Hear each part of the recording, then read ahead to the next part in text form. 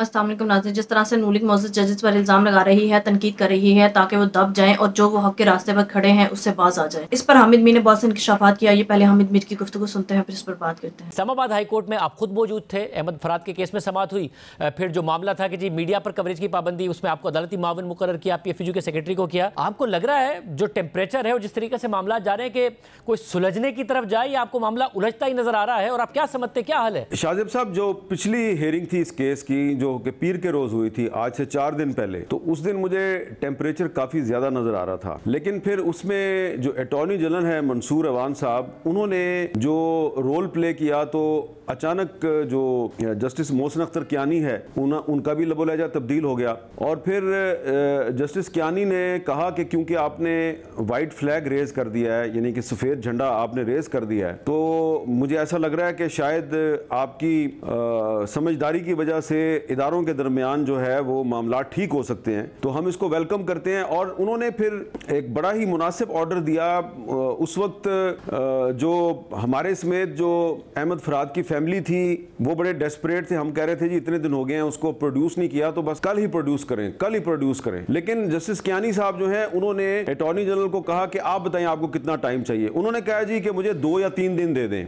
तो इस पर बड़ी बहस हुई कि 2 या 3 दिन दें या ना दें। आखिरकार फिर बहुत बहस के बाद 4 दिन दे दिए, यानी कि आज फ्राइडे का दिन जो है मुकर्रर किया गया कि आज 11 बजे तक अगर आप अहमद फराद को प्रोड्यूस कर दें तो मामला खत्म हो जाएगा। और अटॉर्नी जनरल साहब जो हैं उन्होंने जिस अंदाज से यकीन दहानी करवाई पीर वाले दिन, तो उससे जस्टिस मोहसिन अख्तर कियानी साहब को भी ये लगा। उन्होंने कहा उनको कैसा लग रहा है कि आप रियासत के बिहाफ पे मुझे एश्योरेंस दे रहे हैं कि हम जुमे तक अहमद फराद को प्रोड्यूस कर देंगे। तो उन्होंने कहा जी मैं रियासत के बिहाफ पे ये आपको यकीन दहानी करवा रहा हूं। तो जज साहब ने कहा कि अगर फिर खुदा न खास्ता पेश ना हुआ तो उसका मतलब है फेलियर होगा, स्टेट का फेलियर होगा। उन्होंने कहा जी इंशाल्लाह ऐसी बात नहीं आएगी, हो सकता है कि हम उसको जुमे से पहले ही उसको प्रोड्यूस कर दें। तो हमारा ये ख्याल था कि ज़्यादा से ज़्यादा 2 या 3 दिन में उसको पेश कर देंगे, मामला ख़त्म हो जाएगा। कोई भी ये नहीं चाह रहा था कि मामला जो है वो मज़ीद लटके।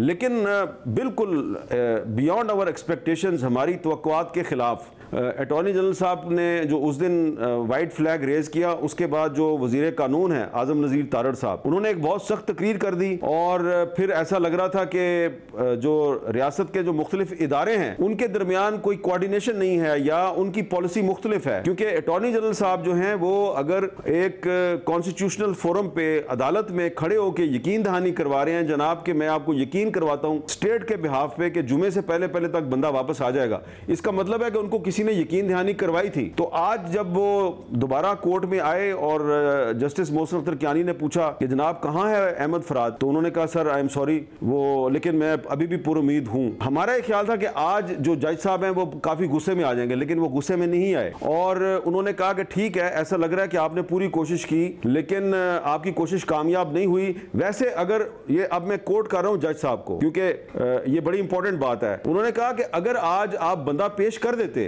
तो मामला आज यहीं पे खत्म हो जाता, लेकिन अब ये मामला जो है ये अहमद फरहाद की बाजियाबी का नहीं है, अब ये मामला पूरी पाकिस्तानी कौम की बाजियाबी का है। तो अब आप छोड़ दें, पेश करते हैं बंदा, नहीं करते उसको छोड़ दें। अब हम इस केस में एक ऐसा फैसला लिखेंगे कि पाकिस्तान भर में जो लापता अफराद का मामला है उसको हम एक ही फैसले के जरिए हल करने की कोशिश करेंगे। और फिर उन्होंने ये ऑर्डर किया कि फलां को भी बुला लें, फलां को भी बुला लें, फलां को भी बुला लें। तो मैं समझता हूँ कि अगर आज अटॉर्नी जनरल साहब की जो कमिटमेंट थी वो उसको पूरा किया जाता, उनको एम्बेरस ना किया जाता और अहमद फराद को पेश कर दिया जाता, तो इतना जो सख्त ऑर्डर आपको नजर आ रहा है ये ऑर्डर ना आता। लेकिन अब अगर आप अहमद फराद को पेश कर भी देंगे कल या परसों जब भी, तो मुझे लगता है कि अब ये मामला जो है ये लंबा जाएगा और इस मामले में अब मुझे लगता है कि आने वाले दिनों में इदारों में जो मुहाजराई है वो मजीद बढ़ेगी, क्योंकि जस्टिस मोहसिन अख्तर कियानी साहब ने अब जो तहरीरी ऑर्डर लिखवा दिया है, अब अगर इस पे अमल दरामद नहीं होगा तो जाहिरी बात है फिर उसके बाद तौहीन अदालत की कार्रवाई शुरू होगी। मैं बहुत अरसे से ये कह रहा हूँ कि ये जो हमारे दोस्त हैं मुस्लिम लीग नून वाले, जब ये अपोजिशन में होते हैं तो ये अदलिया और मीडिया की आज़ादी के सबसे बड़े लंबरदार होते हैं, लेकिन जैसे ही ये हुकूमत में आते हैं, जैसे ही हुकूमत में आते हैं तो फिर इनकी एक कोशिश होती है कि न सिर्फ जुडिशरी जो है उसको भी ताबे बनाया जाए, बल्कि मीडिया भी जो है ना वो इनकी मर्जी के मुताबिक काम काम करे। और देखें, मैं तो अपने एक्सपीरियंस की बुनियाद पे आपको बता रहा हूँ, 1990 में भी यही हुआ, फिर उसके बाद 1997 में भी यही हुआ, उसके बाद 2013 में भी यही हुआ। तो ये ट्रैक रिकॉर्ड है, ये मुस्लिम लीग नून का ट्रैक रिकॉर्ड है। ये जो पंजाब में जो ये कानून लेके आए हैं जिसमें वो कह रहे हैं जी स्पेशल ट्रिब्यूनल्स जो हैं, इन स्पेशल ट्रिब्यूनल्स के जरिए हद के इज्जत के मुकदमात का फैसला होगा। तो ये जो मीडिया कोर्ट्स की कहानी है, ये तजवीज़ सबसे पहले 1991-92 में जब नवाज शरीफ साहब वज़ीर आज़म थे और शेख रशीद साहब वज़ीर इत्तलात थे, तो उस वक्त ये आई थी। और मुझे अच्छी तरह याद है कि उस वक्त दी न्यूज़ में ये जब स्टोरी मैंने ब्रेक की थी, तो ये मिनिस्ट्री ऑफ इंफॉर्मेशन के उस वक्त PRO होते थे मोहम्मद सलीम साहब, जो आजकल पेमरा के चेयरमैन हैं, तो ये उसकी तरदीद लेके आए थे। तो ये देखें, ये कोई नया नहीं हो रहा। अब आप बहुत से लोग कहेंगे नहीं, मुस्लिम लीग नून को कहीं से डिक्टेशन दी जा रही है, वो किसी के कहने पे कर रही है। नहीं, ये हमेशा से ही ऐसा करते हैं। जब भी इनको पावर मिलती है तो ये जजों के भी गिरेबान पे हाथ डालते हैं, ये मीडिया के भी गिरेबान पे हाथ डालते हैं, लेकिन हम भूल जाते हैं, क्योंकि जब फिर ये ऑपोजिशन में आते हैं, इन पर झूठे मुकदमे बनते हैं, हम फिर इनके साथ खड़े हो जाते हैं और हम कहते हैं इनके साथ बड़ी ज्यादती हो रही है, जमहूरियत को लहूलुहान कर दिया, हम इनके साथ खड़े हो जाते हैं। लेकिन ये जैसे ही जब दोबारा हुकूमत में आते हैं तो ये अपना पुराना काम शुरू कर देते हैं। ये एक बदकिस्मती की बात है। लेकिन अगर मुस्लिम लीग नून में से कोई मेरी ये जो बात मैंने आपके सामने की है इसको डिस्प्यूट करता है और उसके ख्याल में मैं गलत कह रहा हूं, तो किसी लाइव प्रोग्राम में मेरे साथ आप डिबेट कर लें। मैं फैक्ट्स एंड फिगर के साथ साबित करूंगा कि जो आप आज कर रहे हैं ये आप 1990 से करते आ रहे हैं। और जो आज कर रहे हैं इसका कोई यही कुछ करते हैं। जो आज कर रहे हैं उसका कोई अच्छा दिफा भी नहीं कर पा रहे हैं, कोई अच्छा दिफा नहीं पेश कर पा रहे हैं, मगर फिर भी दिफा करने की कोशिश कर रहे हैं। इस सारी सूरत हाल में हामिद मीर साहब, तहरीक इंसाफ को ये उम्मीद है कि जो अदलिया की तरफ से एक रेजिस्टेंस सामने आई है उसका फायदा होगा। इमरान खान साहब ने प्रोटेस्ट की कॉल दे दी है, इन्हें यह भी उम्मीद है कि खान साहब बाहर आ जाएंगे।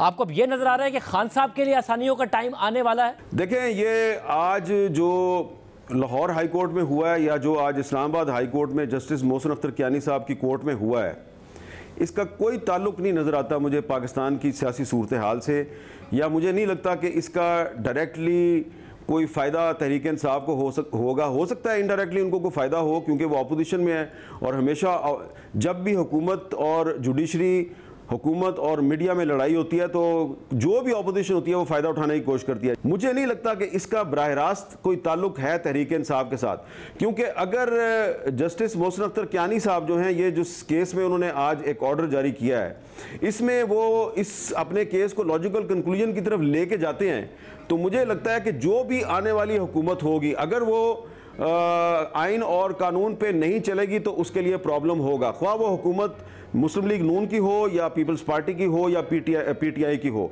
तो मुझे लगता है कि ये अब पाकिस्तान की जो पॉलिटिकल पार्टीज़ हैं उनको अब अपना अपना नैरेटिव जो है वो तब्दील करने की ज़रूरत है। ये जो नैरेटिव है कि आप किसी के कंधे पे चढ़ के हुकूमत में आ जाए, किसी के साथ सौदेबाजी करके और दूसरा जो फ्रीक है उसके खिलाफ अलायंस करके आप हुकूमत में आ जाए तो आपकी हुकूमत बड़ी अच्छी चलेगी।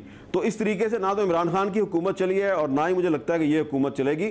और अगर दोबारा इसी तरीके से इमरान खान साहब जो है या उनकी पार्टी हुकूमत में आ जाती है और अगर वो भी आगे यही कुछ करेंगे तो वो भी नहीं चल सकेंगे। इसलिए अब इनको अपना नैरेटिव तब्दील करना पड़ेगा सबको, और जो आइन और कानून का रास्ता है वो रास्ता इख्तियार करना पड़ेगा। नाज़रीन, हामिद मीर के मुताबिक ये नून लीग की फितरत रही है कि ये जब जब हुकूमत में आए हैं इन्होंने मीडिया और अदलिया के साथ महाजराई शुरू कर दी है। इसके पीछे की वजूहत बिल्कुल वाज़ेह है कि जब जब इनकी हुकूमत आती है उस वक्त ये कानून और आइन की इस कदर धज्जियां बिखेरते हैं, कानून तोड़ते हैं। नून लीग की हुकूमत हरकतें ही ऐसी करती है जिस पर ना मीडिया खामोश रह पाता है और ना ही अदलिया खामोश रह सकती है। जब अदलिया और मीडिया की तरफ से इनके खिलाफ आवाजें उठना शुरू होती है, जब अदलिया इनके खिलाफ खड़ी होती है, जो ये गैर कानूनी काम करते हैं उस पर जब अदलिया की तरफ से इनके खिलाफ फैसले आते हैं, जब मीडिया इन पर तनकीद करता है या इस पर आवाज उठाता है तो इनसे ये बात भी बर्दाश्त नहीं होती। लिहाजा हामिद मीर के मुताबिक जब जब नून लीग की हुकूमत आती है तो ये कोशिश करते हैं कि ये अदलिया और मीडिया को अपना बांदी बना ले और ये अपने मफादात के मुताबिक इनसे अपने काम करवाएं। अब 2024 में भी सो कॉल्ड नून लीग की हुकूमत है। आप देख सकते हैं कि किस तरह से लोगों की आवाजें बंद की जा रही हैं। मरियम नवाज जो पंजाब की वज़ीर आला बनकर हत्या की इज्जत का काला कानून बनाती है जिसके मुताबिक किसी को भी पकड़ा जा सकता है, किसी को भी 30 लाख रुपए जुर्माना हो सकता है या जेल में डाला जा सकता है सिर्फ इसलिए कि उसने हुकूमत पर, नवाज शरीफ पर या मरियम नवाज पर किसी पर भी तनकीद कर दी या हुकूमत की कारकर्दगी पर बात कर दी